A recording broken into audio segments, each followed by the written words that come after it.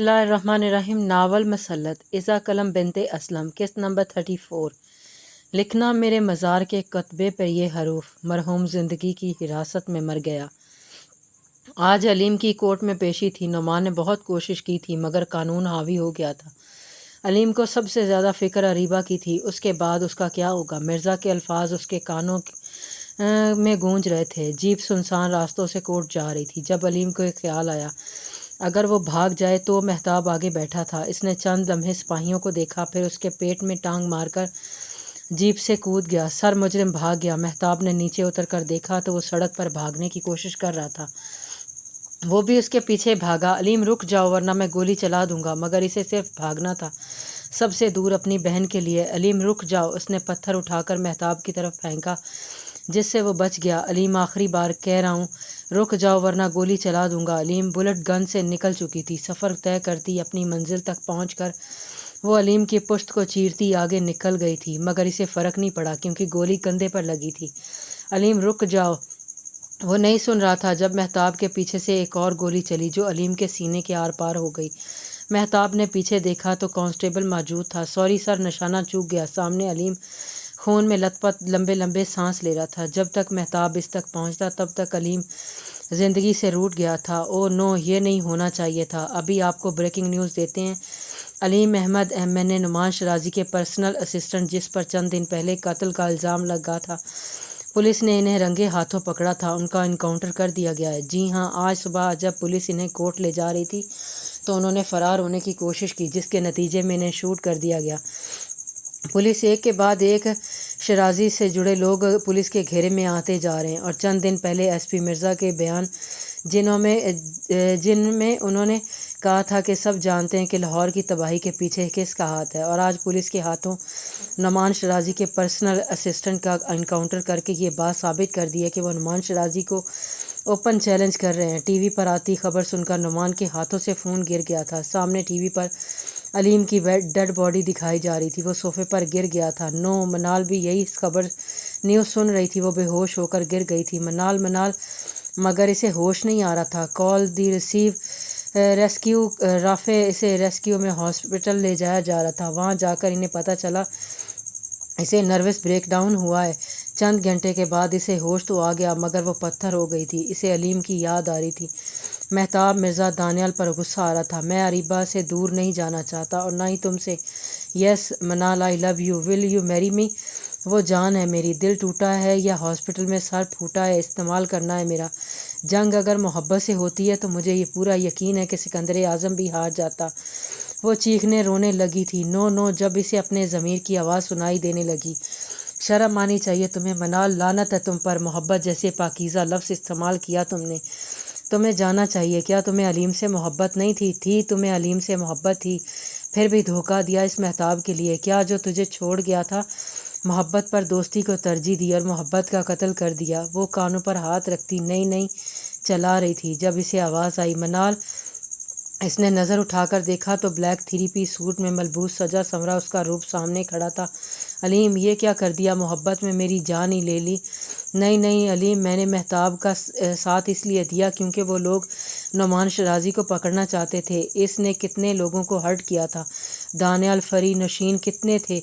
मेरा क्या कसूर था? यही कि मैंने इसके लिए काम करता था। कसम है, जो कभी किसी लड़की के साथ गलत किया हो सब सर करते थे। और हम शरीफ बाकिरदार लड़कियां नहीं किडनैप करते थे जो अपना आप जाहिर करती थी, खुद आती थी इन्हें किडनैप करते थे। मगर तुमने तो मोहब्बत में मार दिया। नहीं अलीम, मैंने महताब से कहा था तुम्हें कुछ ना करें, प्लीज़ मुझे माफ़ कर दो। इसने मुस्कुराकर उसका हाथ थामा। माफ़ी चाहिए तो चलो। वो आगे चल रहा था। वो पागल दीवानों की तरह इसके पीछे इसके माँ बाप इसे आवाज़ें दे रहे थे, मनाल बेटा कहाँ जा रही हो? मगर मनाल वो उसके पीछे चलती जा रही थी। वो मुस्कुराकर कभी पलट कर देखता, कभी आगे चलता। वो इसे रोड के बीचों बीच ले आया था। मनाल के सिवा वो किसी को नज़र नहीं आ रहा था। सड़क के बीच में इस तरफ मुड़ा कर दिया। माफ़, अब तुम खुदा हाफिज़ कह दो इस ज़िंदगी को, मेरे साथ चलो। उसने उसके सामने हाथ किए जिसे इसने बेसाख्ता थाम लिया। I love you Aleem.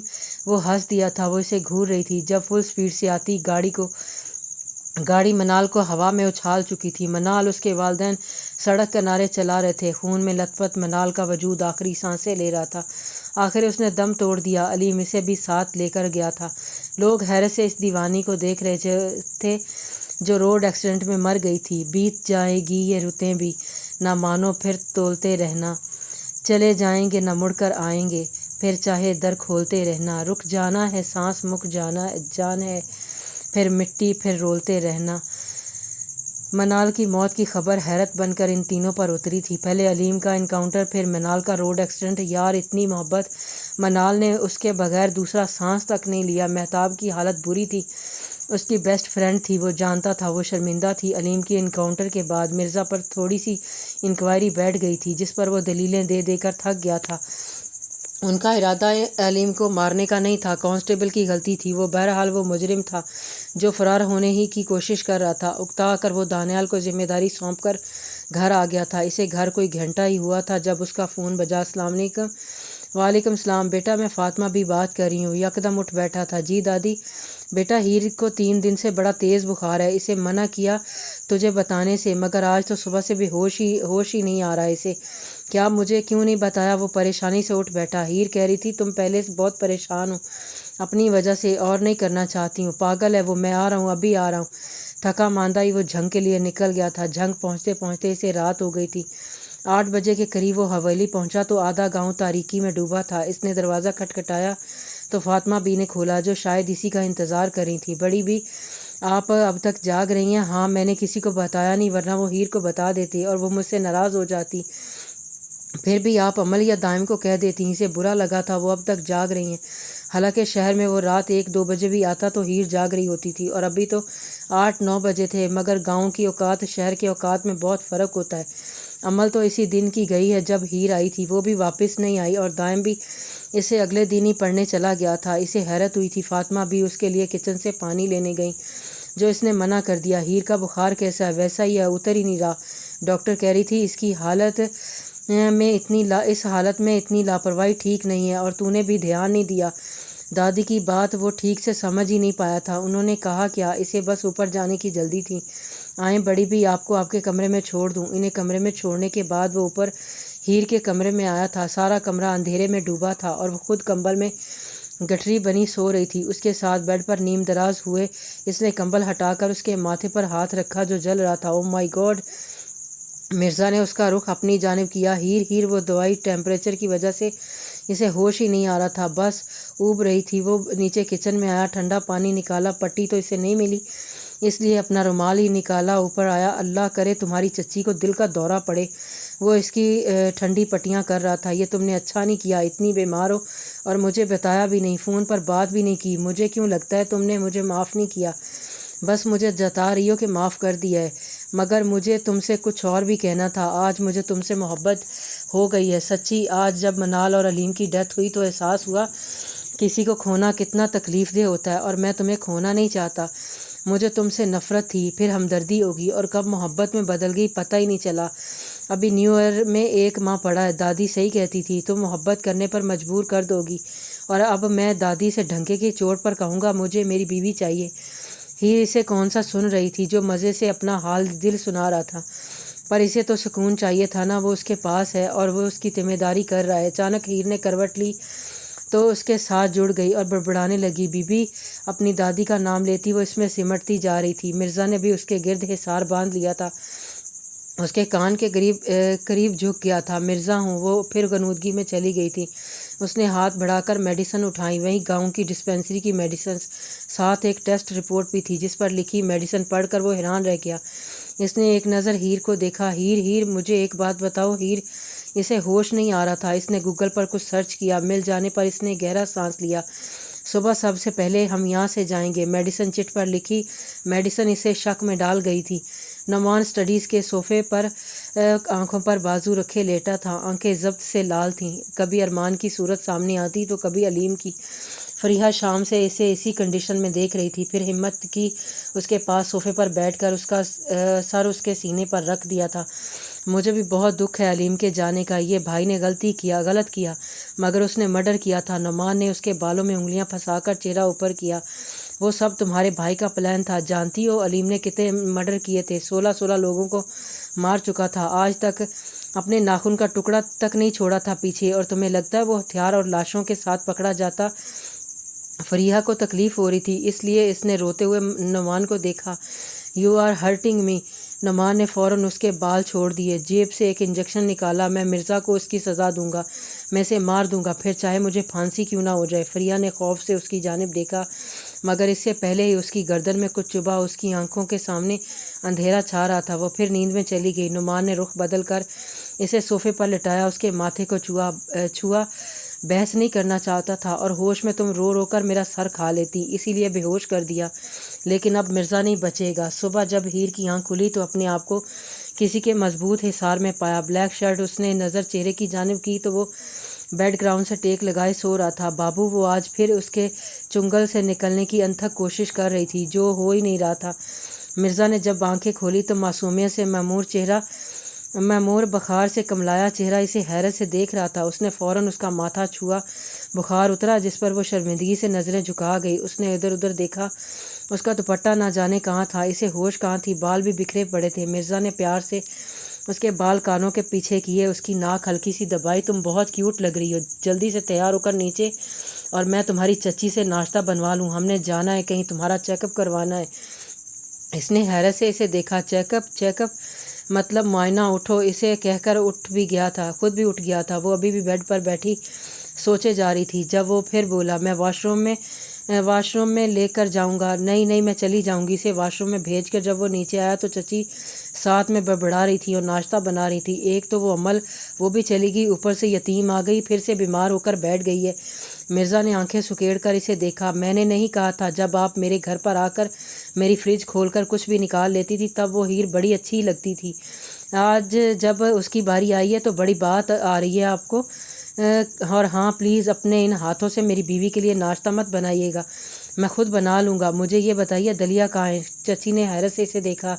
ये पुलिस वाला दलिया बनाएगा, तुम पका लोगे? Don't under estimate the power of police man, उसने कॉलर झाड़ कर कहा। तो चची ने एक डब्बा इसे थमा दिया और खुद इतराती बाहर चली गई। अगर ये खूबसूरत होती फिर क्या करती? सर झटक कर दलिया बनाने लग गया। हीर जब नीचे आई तो पहले दादी के कमरे में गई, जो बाहर ही आ रही थी। इनसे मिलकर गिला कर दिया, बता ही दिया ना बाबू को।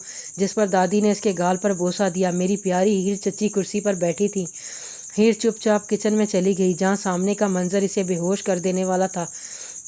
शर्ट के ऊपर के 3 बटन खोले, कफ कोहनियों तक मोड़े, वो देचकी में चमचा हिला रहा था। बाबू, इसने मुस्कुरा कर इसे देखा। वो तैयार थी, अब वो हीर को लग रही थी। सादा शलवार कमीज़ परांदी में मुकीद बाल, उसकी सादा सी हीर। शाबाश, अब जाकर बाहर बैठो, मैं आता हूँ। मगर वो रोने लगी। आप ये क्यों कर रहे हैं? मैं नहीं करूँगा तो कौन करेगा? वो आगे बढ़ने लगी तो इसने मना कर दिया। वो मायूस होती बाहर आ गई थी, जहाँ दादी हंस और चाची मुंह बनाकर बैठी थी। तेरा बंदा तो डाढ़ा है। इसे नाश्ता करवाने के बाद वो इसे बाहर ले जा रहा था। आधे घंटे की मुसाफिर के बाद वो एक क्लिनिक के सामने रुके, जहाँ की तस्वीरें देखकर वो समझ गई वो यहाँ क्यों लाया। वो गाड़ी से उतर ही नहीं रही थी। हीर, उतरो, ऐसा कुछ नहीं है जैसा आप सोच रहे हैं। मिर्ज़ा ने पुरसुकून होते इसे नीचे खींचा। मुआयना करवाने में क्या मसला है? इसे लेकर वो अंदर आया, जहाँ नर्सरी और लेडी डॉक्टर्स भी मौजूद थीं। यह जंग का बेस्ट नर्सिंग होम था। हीर का टेस्ट हो गया था। तकरीबन आधे घंटे बाद रिपोर्ट आ गई थी। वो दोनों डॉक्टर के सामने बैठे थे। वैसे तो सब ठीक है, मगर ये बहुत वीक है। आई थिंक इन्हें कुछ दिन से बुखार भी है। ऐसी कंडीशन में इतना केयरलेस होना अच्छा नहीं होता। मिर्ज़ा कंफ्यूज हो रहा था। किस कंडीशन की बात कर रही हैं आप? हीर को उनकी बात तो सही से समझ नहीं आ रही थी, मगर वो घबरा ऐसे रही थी जैसे उसकी बात पकड़ी गई हो। Your wife is 1 month pregnant. Mirza ने हैरत से हीर को देखा, जैसे ये तो बिल्कुल समझ ही नहीं आई थी कि डॉक्टर ने क्या कहा, मगर इसे ये ज़रूर समझ आ गई थी कि मिर्ज़ा को उसके हमल की बात पता लग गई है, जो 1 मंथ से वो इस 1 माह से इसे छुपा रही थी। कल रात डॉक्टर की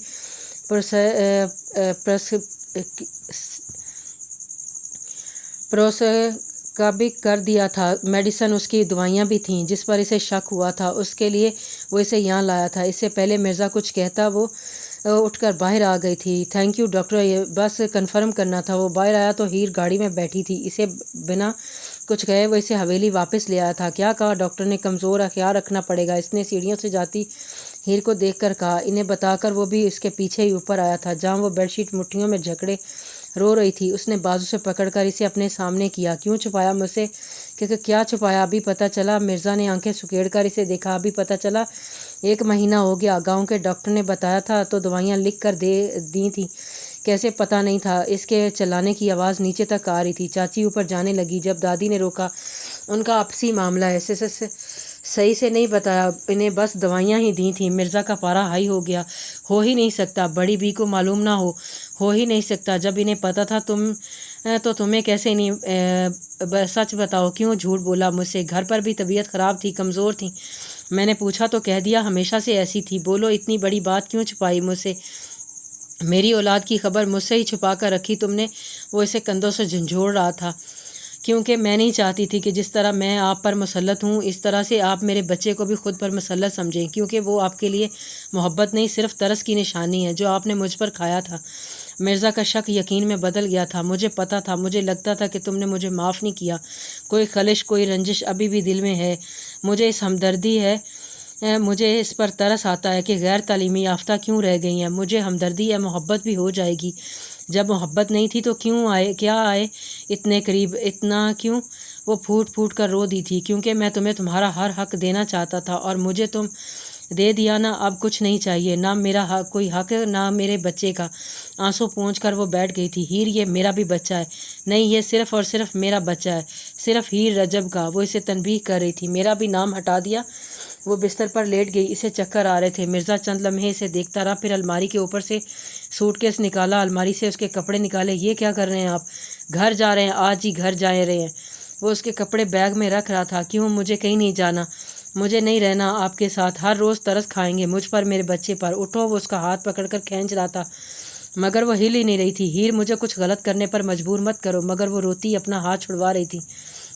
उसने हाथ उसके कान के पीछे किया, नब्ज़ दबाई और हीर बेहोश हो गई थी। इसे बाहों में उठाए वो नीचे चल दिया। क्या हुआ हीर को? कुछ नहीं हुआ। इसे फतूर चढ़ गया था अलग होने का। मुझसे मेरे बच्चे को दूर कर रही है और ये मैं किसी कीमत पर होने नहीं दूंगा। फातिमा बी के रोकते रोकते हुए इसे जीप में डाल चुका था। मिर्ज़ा, इसे रहने दो, मैं समझाती हूँ, रहने दें दो इस घर में जहाँ ये औरत इस हालत में इससे काम करवाए। 3 दिन से बुखार में थी, कितना ख्याल रखा इसका। मैं काफ़ी हूँ उसके लिए। सूटकेस जेब में डाला और धूल उड़ाता निकल गया था। जारी है।